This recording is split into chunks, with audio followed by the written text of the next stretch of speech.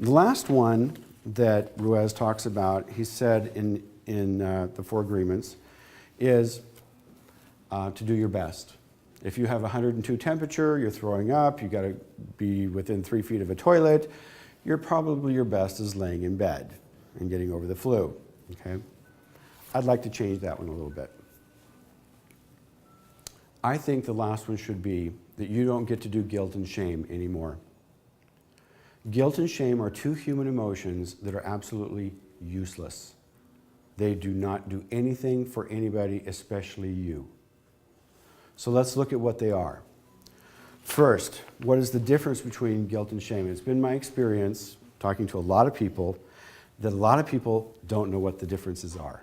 So let's make it very clear. First, guilt. Most of you drove here tonight. Guilt is that there's a set of rules that could be given to you from your family, from your church, from your community. It can come from a lot of different places, but let's just make it easy. Most of you drove here tonight. When you got your driver's license, you agreed to a set of rules. You agreed to stop at stop signs. You agreed to stop at red lights. You agreed to drive on the right-hand side of the road. You presumably agreed to drive at the speed limit, okay? So, guilt. Those rules might change a little bit if you lived in England. Okay, I have a friend, just went back to England. He said he had a horrible time. He was raised in England, learned how to drive there, but then came here, has been here for 20 years, had to go back there. He had to drive on the left-hand side of the road. He said it took him 2 weeks to really get it through his head. I got to drive on the left-hand side of the road. So, guilt, there's a rule. So you're driving down through here, you see a red light, you go, I am just not going to stop. I just want to get there. So you blow right through it. Nobody gets hurt, but there's a police officer right there. Okay? What's he probably going to do? He's probably going to pull you over. He's going to give you a ticket. And are you going to go, that's really fun? I don't think so. Okay? You're not going to do that. You're going to pay that ticket, right? And then are we going to put on your tombstone, John ran a red light on February 16th or 15th, 16th, 2011? No. I paid the ticket. It's done. So guilt is there's a rule. You break it, there's a punishment. You pay the fine. You're done. Done. We don't hold it over your head. Even for criminals, they go to jail, they get out, we don't hold it over their head for the rest of their life. Okay, so the guilt is an outside rule. Shame. Shame is an inside one. Shame is the thoughts. I'm broken, I'm defective, something's wrong with me, and compared to so-and-so, I will never be enough. And you know when you've jumped into that lake of shame, when these words come up in your vocabulary. Should, would, could, and enough. You have taken a swan dive in, you're doing a backstroke in the lake of shame. Okay? So, should, would, could, and enough. You're in the lake, and there's nothing you can do. Because you're playing with, I'm broken, I'm defective, something's wrong with me. And compared to so-and-so, I will never be enough. Now, here's the fun thing. Families. Remember, before the age of 8 is when you put down that major data bank. Families, unintentionally, without malicious intent, combine the two. Okay? So you're a little kid. Remember, you're just collecting information. You're not judging. You're not analyzing. You're not doing anything. You're standing in line at the grocery store with your mom. You're just looking around, looking at the toys, looking at the Doritos, looking at everything around you. Mom, look, there's a fat lady right there. What's Mom going to do? Shh. But Mom, look. John, quiet.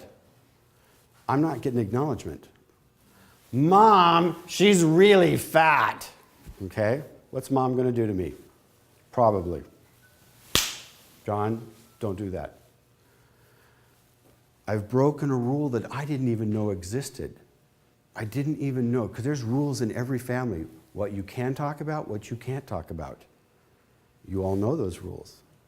But you didn't know them when you were a little kid. I just got shamed, because what's the message that got sent to me? You're bad. Remember? I'm broken. I'm defective. Something's wrong with me. And compared to so-and-so, I will never be enough. As a little kid, I have just paid a price, and that price for breaking that rule about pointing out something that I was just observing was shame. How do you pay for shame? You can't. You can't. So guess what happens to your self-esteem? How do you get to be part of that family if you're not accepted and loved? You start lying to yourself. And you start lying to other people so that you're good enough. Going back to the first agreement about being impeccable with your word. There's a couple truths here. You've got to separate them. Number one, you have to ask yourself, whose rules are you living by? You have to ask that every day. Because every day, somebody's going to run their story on you. And you have to say, you know, that's a great rule, but I don't want to play. Well, you have to be this way with me. No, I don't. I can be this way because my experience is this. So, whose rules are you living by? Whose expectations are you following? Now, there's a little thing here. If something works 100% of the time, it's pretty much guaranteed. And there's a guarantee here. With any kind of expectation, you're going to get disappointment. What is an expectation? An expectation is the way that you think you want the world to be, not how it is. How is your experience? What is your experience? Go from that. Whenever you have an expectation, 100% of the time, you will have disappointment. They go hand in hand. Also, you compare yourself to somebody else or some other situation, 100% of the time, you will lose. Don't do it. If you can just remember those things, these 4 agreements, you will lead a much happier, blissful, peaceful life. Because you'll be asking, whose rules are you living by? You'll be impeccable with your words, so you'll create trust in your relationships. You'll create love. You'll create respect. You'll create communication. Don't take things personally. You separate it, say, yeah, this hurt. I got to look at that. Car accident, got to check the insurance. I got to do these things. Yeah, acknowledge where it was painful, because right there, is a trigger point for you to start looking at one of your stories. If somebody says something about you and you go, ugh, you got a trigger point. You've got a story going on in there. That is your opportunity to look at it. Talk to other people about it. Get some guidance around it. Read. But there's a trigger point. So if you're feeling hurt in a relationship, what's the story you're running? Can't take it personally. And no assumptions. You can't make up a story, because your stories can kill you. They can either make you great, because you can say, God, I can give that a try, or you can say, I need to die here. People that died in concentration camps, yeah, a lot of them were slaughtered, but a lot of them chose to die. It's tragic. And the last one, you don't get to do shame and guilt anymore. Because you're going to ask yourself, whose rules are you living by? And then the other one, shame, you can't pay it. You cannot pay it. But you can acknowledge your responsibility in the fact. You can say, yeah, I did that. I'm going to look at that. I'm going to get back to you. You can acknowledge what you're doing. My grandmother one time told me this, and she was a great lady. And she said, because I wanted to be right.